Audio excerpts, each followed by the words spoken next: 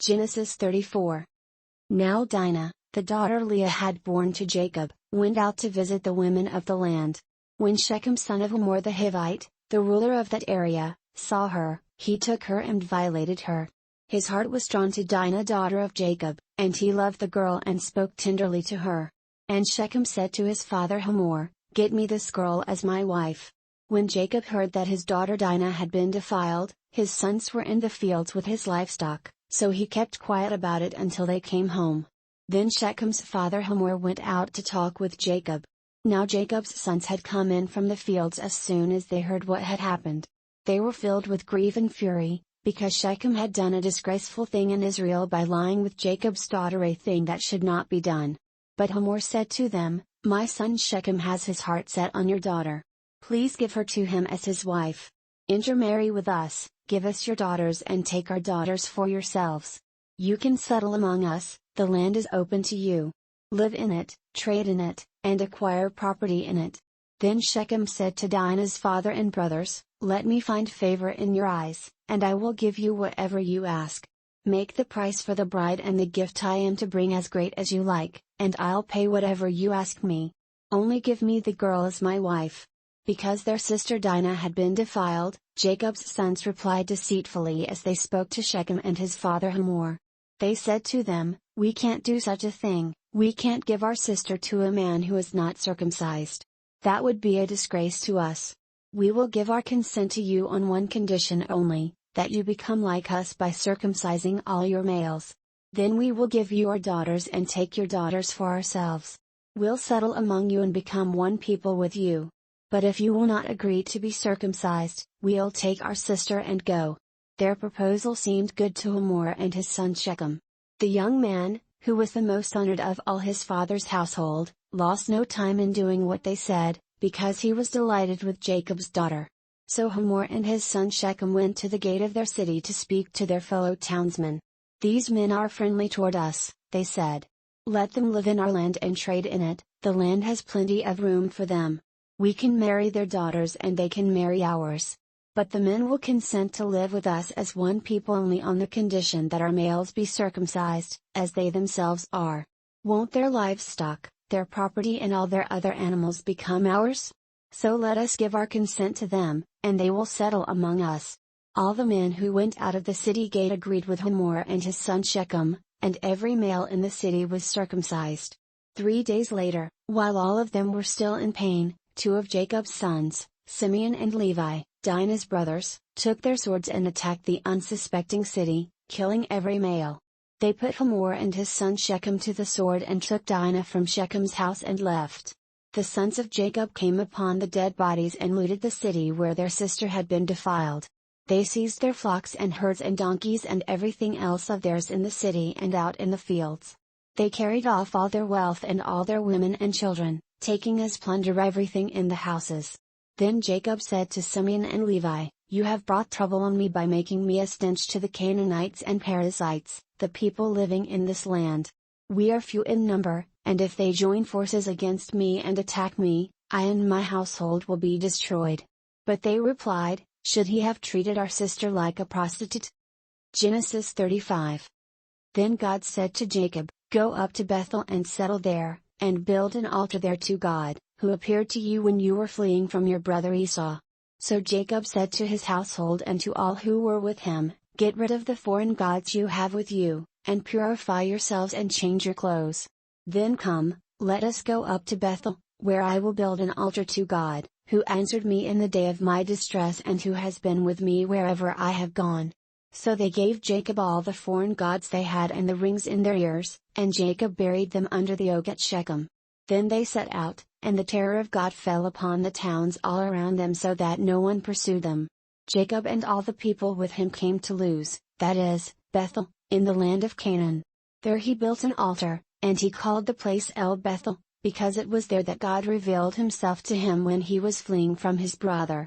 Now Deborah, Rebekah's nurse, died and was buried under the oak below Bethel. So it was named Allon-Bacuth. After Jacob returned from Paddan Aram, God appeared to him again and blessed him. God said to him, "Your name is Jacob, but you will no longer be called Jacob, your name will be Israel." So he named him Israel. And God said to him, I am God Almighty, be fruitful and increase in number. A nation and a community of nations will come from you, and kings will come from your body. The land I gave to Abraham and Isaac I also give to you, and I will give this land to your descendants after you. Then God went up from him at the place where he had talked with him. Jacob set up a stone pillar at the place where God had talked with him, and he poured out a drink offering on it, he also poured oil on it. Jacob called the place where God had talked with him Bethel. Then they moved on from Bethel. While they were still some distance from Ephrat, Rachel began to give birth and had great difficulty. And as she was having great difficulty in childbirth, the midwife said to her, Don't be afraid, for you have another son. As she breathed her last for she was dying she named her son Benoni. But his father named him Benjamin. So Rachel died and was buried on the way to Ephrat, that is, Bethlehem. Over her tomb Jacob set up a pillar, and to this day that pillar marks Rachel's tomb. Israel moved on again and pitched his tent beyond Migdal-eder. While Israel was living in that region, Reuben went in and slept with his father's concubine Bilhah, and Israel heard of it. Jacob had 12 sons. The sons of Leah, Reuben the firstborn of Jacob, Simeon, Levi, Judah, Issachar, and Zebulun. The sons of Rachel, Joseph and Benjamin. The sons of Rachel's maidservant Bilhah, Dan and Naphtali. The sons of Leah's maidservant Zilpah, Gad and Asher. These were the sons of Jacob, who were born to him in Paddan Aram. Jacob came home to his father Isaac in Mamre, near Kiriath Arba, that is, Hebron, where Abraham and Isaac had stayed.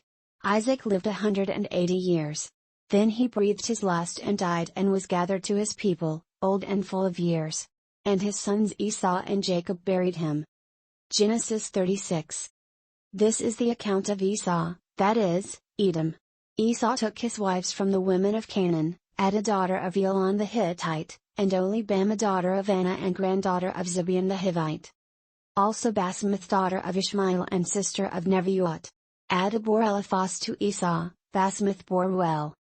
And Oholibamah bore Jeush, Jalem, and Korah. These were the sons of Esau, who were born to him in Canaan. Esau took his wives and sons and daughters and all the members of his household, as well as his livestock and all his other animals and all the goods he had acquired in Canaan, and moved to a land some distance from his brother Jacob. Their possessions were too great for them to remain together, the land where they were staying could not support them both because of their livestock. So Esau, that is, Edom, settled in the hill country of Seir. This is the account of Esau the father of the Edomites in the hill country of Seir. These are the names of Esau's sons, Eliphaz, the son of Esau's wife Adah, and Ruel, the son of Esau's wife Basemath. The sons of Eliphaz, Timon, Omar, Zepho, Gatam, and Kenaz. Esau's son Eliphaz also had a concubine named Timnah, who bore him Amalek. These were grandsons of Esau's wife Adah. The sons of Ruel, Nahath, Zerah, Shammah, and Mizah. These were grandsons of Esau's wife Basemath. The sons of Esau's wife Oholibamah daughter of Anah and granddaughter of Zibeon, whom she bore to Esau, Jeush, Jalem, and Korah.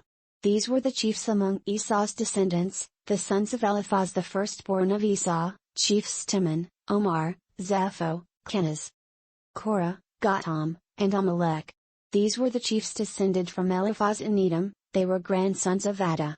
The sons of Esau's son Ruel, chiefs Nahath, Zerah, Shammah, and Mizah. These were the chiefs descended from Ruel in Edom, they were grandsons of Esau's wife Basemath. The sons of Esau's wife Oholibamah, chiefs Jeush, Jalem, and Korah. These were the chiefs descended from Esau's wife Oholibamah daughter of Anah. These were the sons of Esau, that is, Edom, and these were their chiefs. These were the sons of Seir the Horite, who were living in the region, Lotan, Shobal, Zibeon, Anah, Disan, Ezer, and Dishan. These sons of Seir in Edom were Horite chiefs. The sons of Lotan, Hari and Homam. Timnah was Lotan's sister. The sons of Shobal, Alvan, Manahath, Ebal, Shepho, and Onam. The sons of Zibeon, Aiah and Anah. This is the Anah who discovered the hot springs in the desert while he was grazing the donkeys of his father Zibeon. The children of Anah, Disan and Oholibamah daughter of Anah. The sons of Disan, Hemdan, Eshban, Ithran, and Karan. The sons of Ezer, Bilhan, Zavan, and Akan. The sons of Dishon, Uz and Aaron. These were the Horite chiefs, Lotan, Shobal, Zibeon, Anna, Disan, Ezer, and Dishon. These were the Horite chiefs, according to their divisions, in the land of Seir. These were the kings who reigned in Edom before any Israelite king reigned. Baalah son of Beor became king of Edom. His city was named Dinhabah. When Baalah died, Jobab son of Zerah from Bozrah succeeded him as king. When Jobab died, Husham from the land of the Timonites succeeded him as king. When Husham died, Hadad son of Bedad, who defeated Midian in the country of Moab, succeeded him as king. His city was named Avith. When Hadad died, Samlah from Masrekah succeeded him as king. When Samlah died, Shaul from Rehoboth on the river succeeded him as king. When Shaul died, Baalhanan son of Akbar succeeded him as king. When Baalhanan son of Akbar died, Hadad succeeded him as king. His city was named Pau, and his wife's name was Mehetabel daughter of Matred, the daughter of Mizah. These were the chiefs descended from Esau, by name, according to their clans and regions: Timnah, Alvah, Jetheth, Alibama, Elah, Pinon, Kenaz, Timon, Mibzar, Magdiel and Iram. These were the chiefs of Edom, according to their settlements in the land they occupied. This was Esau the father of the Edomites.